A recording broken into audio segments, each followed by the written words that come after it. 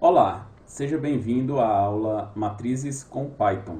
Essa é a disciplina de Algoritmos e Programação 1 do professor Yuri Lacerda.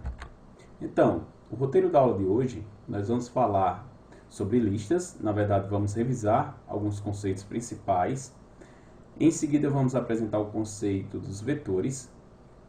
E, por último, que é o objetivo da nossa aula de hoje, vamos falar sobre matrizes.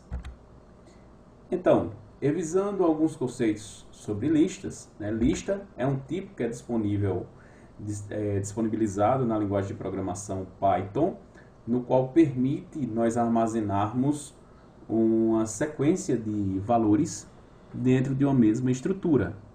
Então, é uma variável que permite nós armazenarmos diversos valores dentro de uma mesma estrutura.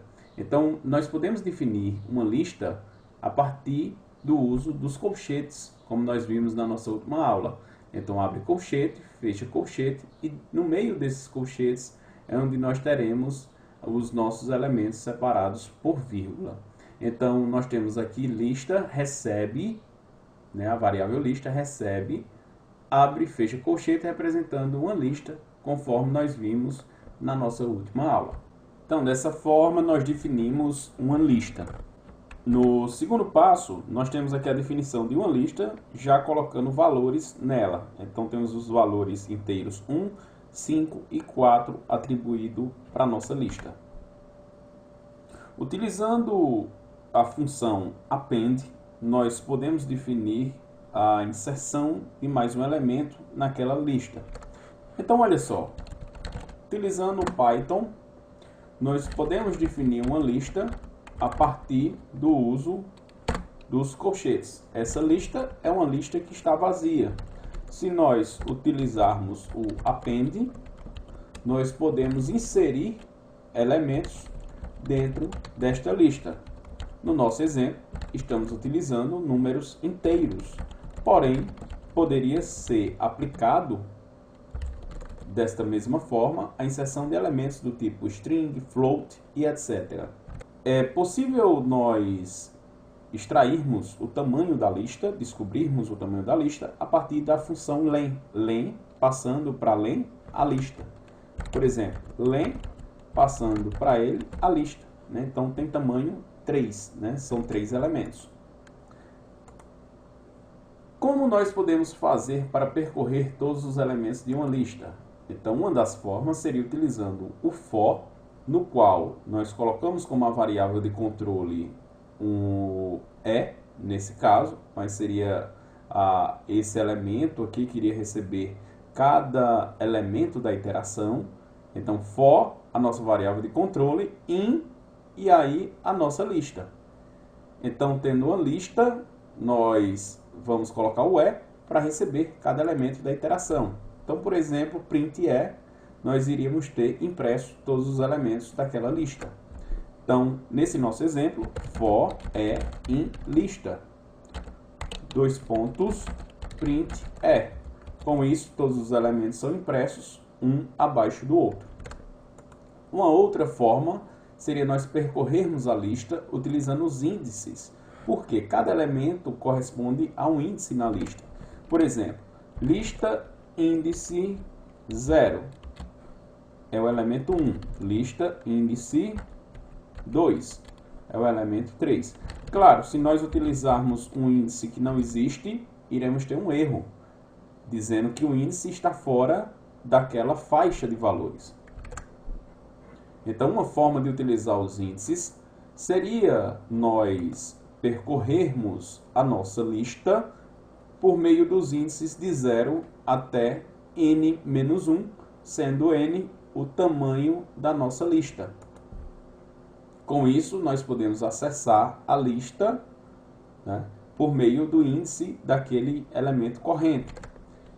Então, da mesma forma, nós poderíamos definir aqui o n como sendo o tamanho da lista, o for com um i percorrendo os valores de 0 até n-1, lembrando que o range ele tem um intervalo aberto.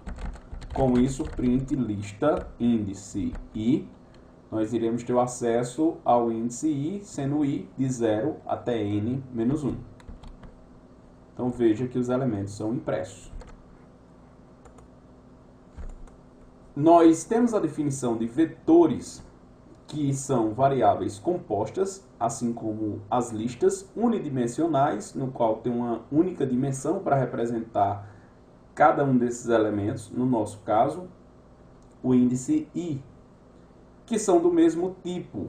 No caso das listas, nós trabalhamos com a possibilidade de ter tipos distintos. A lista ela é mais poderosa do que os vetores, ela possui mais recursos. Com o mesmo identificador, então a gente tem o mesmo identificador que nós usamos para armazenar esses valores sequenciais, né?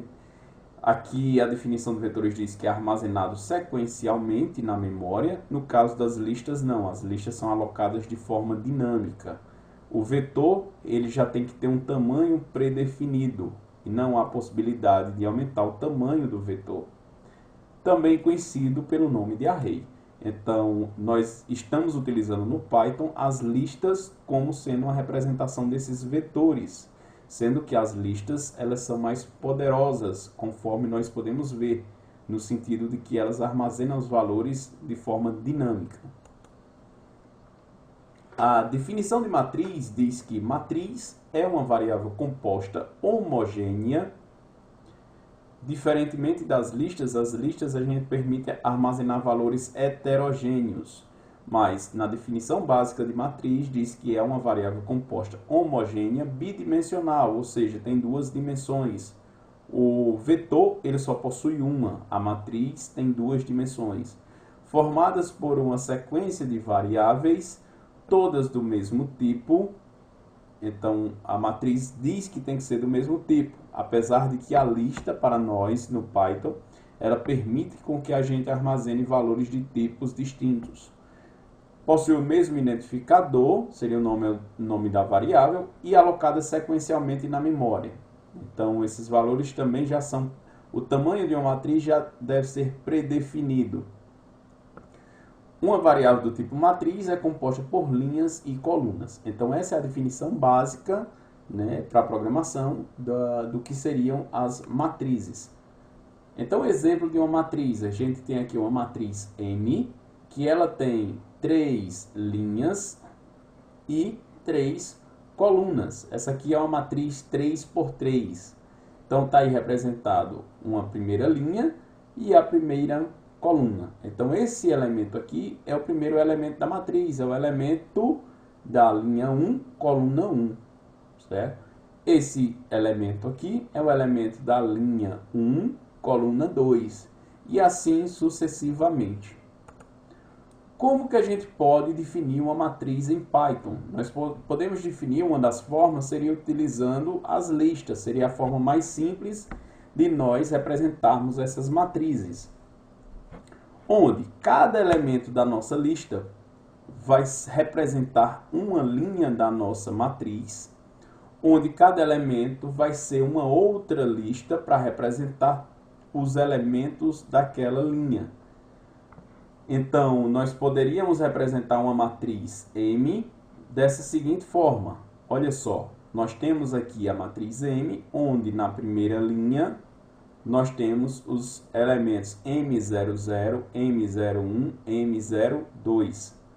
Esse primeiro 0 está representando que a linha 0, certo? E aqui a coluna 0, 1 e 2. Por que isso? Porque nós já vimos que as listas no Python elas são representadas a partir do índice 0 e não do índice 1. Então, com isso, nós temos aqui uma coluna e temos aqui uma linha. Então, note que na variação aqui da nossa linha, né, só muda linha 0, linha 1, linha 2. A coluna permanece 0. Assim como que dentro de uma linha nós temos aqui só a variação da coluna. Então, como é que a gente poderia definir uma matriz M2 com esses elementos, utilizando as listas do Python? Então, como nós podemos definir? Nós temos aqui nessa primeira linha os elementos 2 e 3. temos na segunda linha os elementos 4 e 5. Então, nós definimos uma matriz M2 da seguinte forma. M2 recebe, e aí nós temos aqui uma lista mais externa, que vai ter 2 elementos. Esse primeiro elemento seria a nossa primeira linha, e esse segundo elemento seria a nossa segunda linha. Então, a primeira linha possui os valores 2 e 3. Então, veja que nós representamos dentro de uma outra lista os valores daquela linha. Assim como a segunda linha, 4 e 5. Se nós utilizássemos o terminal, poderíamos definir M2, que vai ser a nossa matriz. A matriz vai ser 2 por 2, então ela vai ter 2 linhas, e dentro de uma linha nós vamos ter os elementos dela. Então, linha 1 nós vamos ter o elemento 2 e 3, linha 2 vamos ter os elementos 4 e 5. Como nós podemos acessar os elementos? A partir dos índices. Por exemplo, esse elemento aqui, 2, ele pode ser acessado por meio do índice 0, 0, M2, 0, 0. Isso significa que esse primeiro 0, que seria a primeira linha, esse segundo elemento, a primeira coluna. Com isso, nós teríamos acesso ao nosso elemento 2. Se nós quiséssemos ter acesso a este elemento 5, ele estaria na segunda linha. Então, a segunda linha é o elemento 1. M2, 1. Também na segunda coluna. Segunda coluna é a coluna também 1.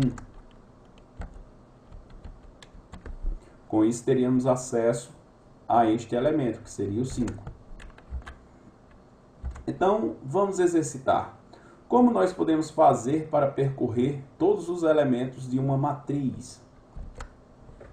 Uma das formas de nós percorrermos esses elementos seria o seguinte, né? Nós temos que percorrer 2, 3, 4 e 5.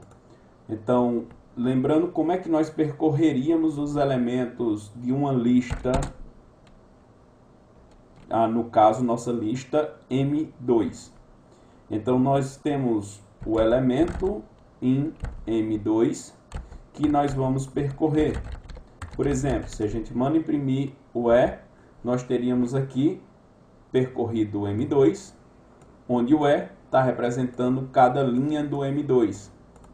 Com isso, iríamos imprimir aqui os elementos, a primeira linha, em seguida a segunda linha. Mas, claro, queremos cada elemento. Então, veja que o nosso E, ele está representando uma linha da nossa matriz. Como nós queremos percorrer cada um dos elementos, nós poderíamos fazer da seguinte forma. O E está representando a linha, então vamos substituir por linha. For linha em M2. Com isso, nós temos aqui em mãos a linha que representa uma outra lista, que essa lista é uma linha. São os elementos daquela linha, ou seja, os elementos que vão estar dentro de cada linha dessa. For o elemento em linha. Então, nós estamos acessando cada elemento da minha linha. Por último, print E. E aí, realmente, o nosso elemento é quem a gente está querendo imprimir. É cada um desses elementos da nossa matriz.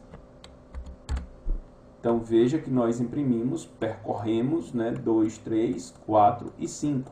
Então, esta seria uma forma de nós percorrermos cada um dos elementos da nossa matriz. Observe que nós nem sequer usamos os índices. Percorremos utilizando um for da forma mais simples possível. Uma outra forma de nós percorrermos estes elementos seria por meio dos índices, certo? Então, como nós faríamos isso? Então, nós poderíamos percorrer pelos índices da linha e os índices da coluna. Então, a ideia seria nós percorrermos por meio de dois índices, I e J, onde o I iria receber todos os valores possíveis para as linhas, o J todos os valores possíveis para as colunas. Por exemplo, nós teríamos que pegar inicialmente a quantidade de linhas. A quantidade de linhas nós podemos pegar por meio do tamanho do M2. O tamanho, o len de M2, representa o número de linhas. Então, len de M2. E aí, nós podemos fazer um for para iterar o I no intervalo de 0 até a quantidade de linhas menos 1. Por quê? Porque nós iniciamos o índice do 0. Em seguida, nós vamos ter que variar o nosso J de 0 até a quantidade de colunas. Para pegar a quantidade de colunas, nós vamos pegar o tamanho da nossa linha. Com o tamanho da nossa linha, nós temos o número de colunas. Então, podemos pegar o tamanho de len de M2 índice I.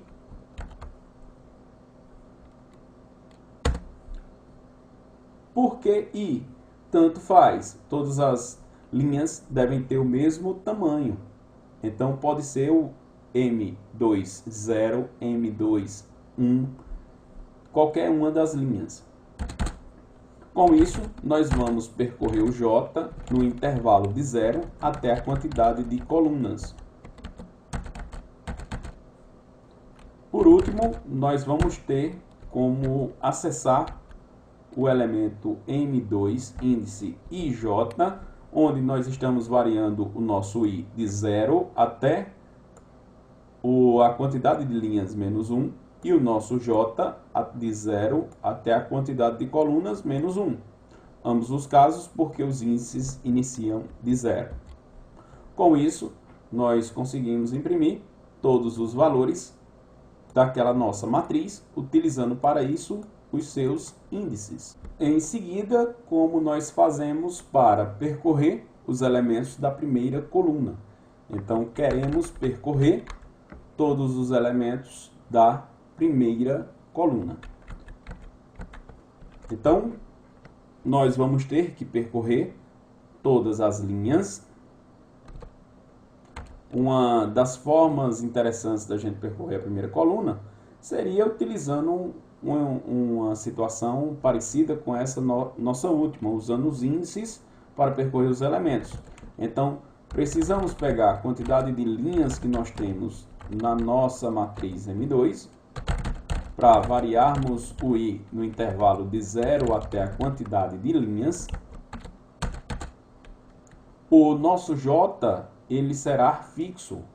Se nós queremos imprimir M2 índice I, a coluna J como sendo um valor fixo, no caso, a primeira coluna seria a coluna 0. Então, com isso, nós percorremos todos os valores da primeira coluna. O próximo passo seria nós percorrermos os elementos da primeira linha.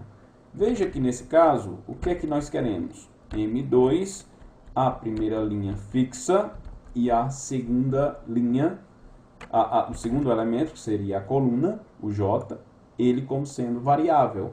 O J recebendo os valores de 0 até o número de colunas menos 1.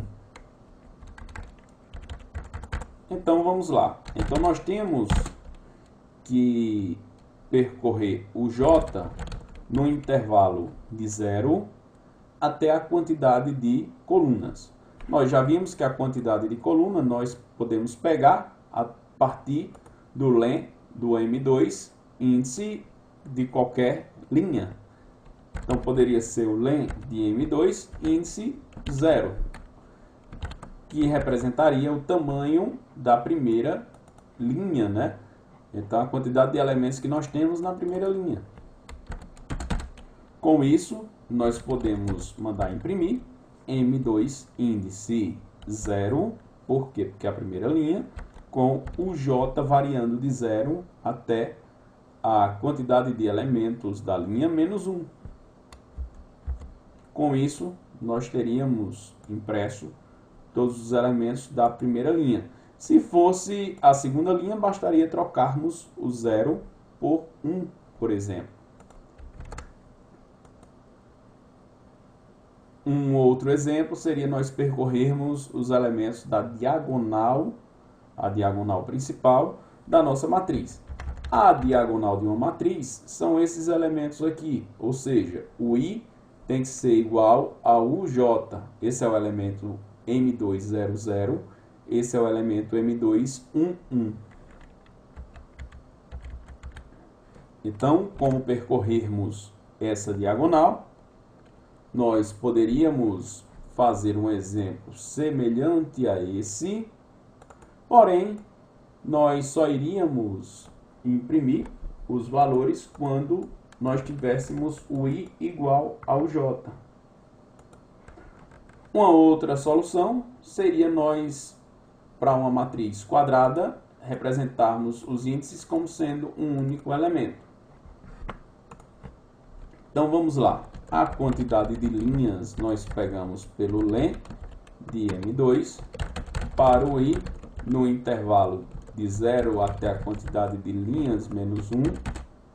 Nós, em seguida, vamos ter que variar o J de 0 até a quantidade de colunas menos 1. O meu J indo percorrer neste intervalo. Em seguida, se o meu I for igual ao J, significa que nós vamos pegar aquele valor de M2 índice IJ. Com isso, imprimimos 2 e 5, que foi a nossa diagonal. Veja que esses exemplos eles são adaptáveis para qualquer tamanho de matriz. Então, fizemos aqui para o exemplo de uma matriz 2 por 2, mas nossa solução ela já está adaptável para qualquer tamanho de matriz. Como nós podemos somar todos os elementos de uma matriz? Então, quando falamos em somar, né, todos os elementos, nós lembramos de um somatório. Então, precisaríamos de uma variável que permitiria acumularmos todos os valores da nossa matriz. A forma mais simples de nós percorrermos a nossa matriz seria aquela nossa primeira solução. Para a linha que está sendo percorrido na matriz M2, nós percorremos o elemento na linha. Com isso, nesse momento, temos acesso a cada um dos elementos. O que nós queremos fazer, simplesmente, é acumularmos o valor desses elementos. Então, soma passa a ser soma mais E. Ou, simplesmente, soma mais igual a E.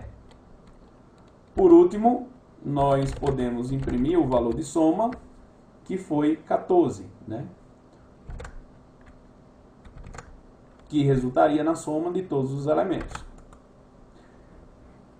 Uma possibilidade de nós fazermos o reuso das funcionalidades que nós desenvolvermos seria colocarmos essas soluções dentro de funções, porque dessa forma nós reaproveitaríamos para qualquer função, para qualquer matriz, né, nós poderíamos usar as mesmas funcionalidades.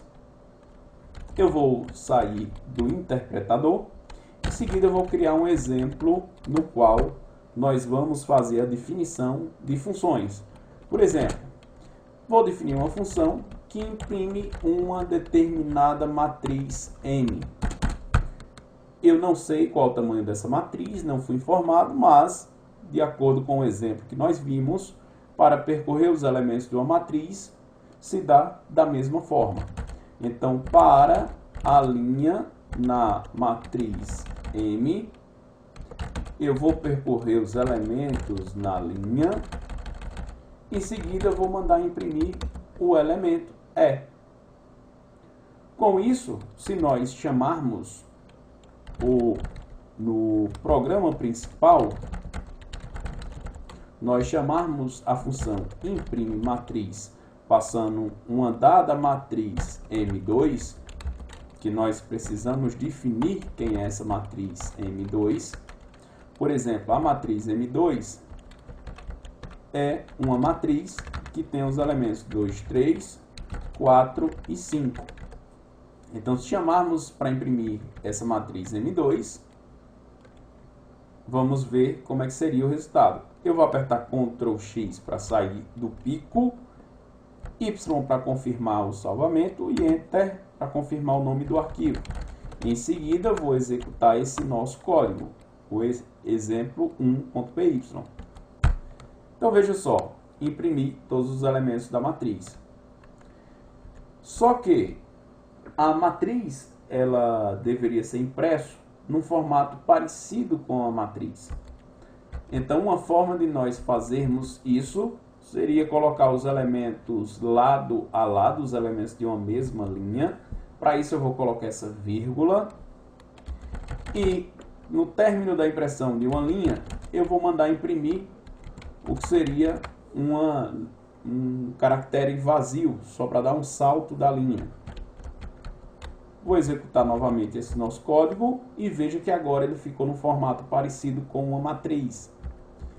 Vamos colocar uma outra matriz para ser impressa.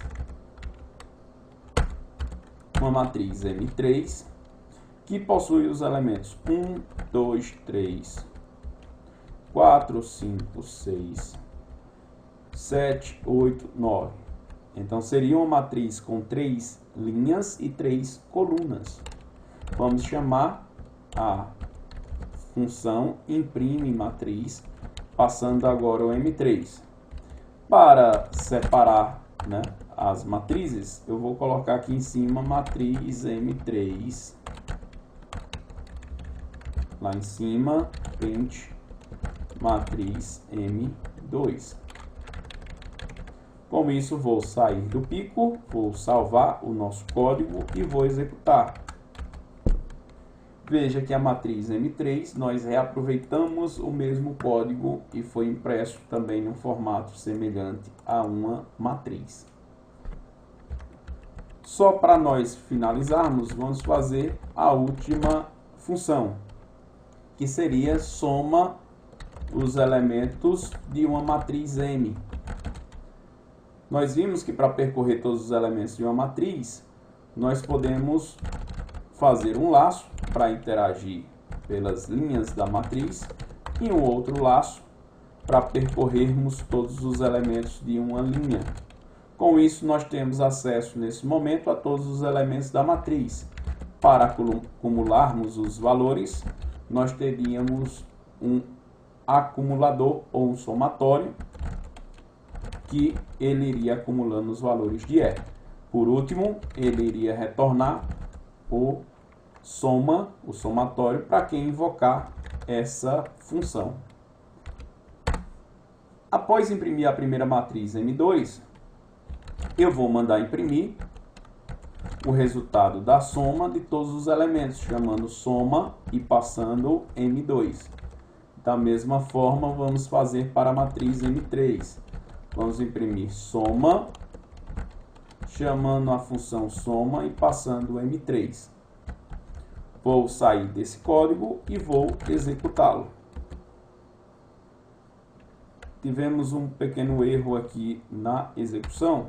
Nós erramos aqui. A invocação seria soma elementos M2 e soma elementos passando M3.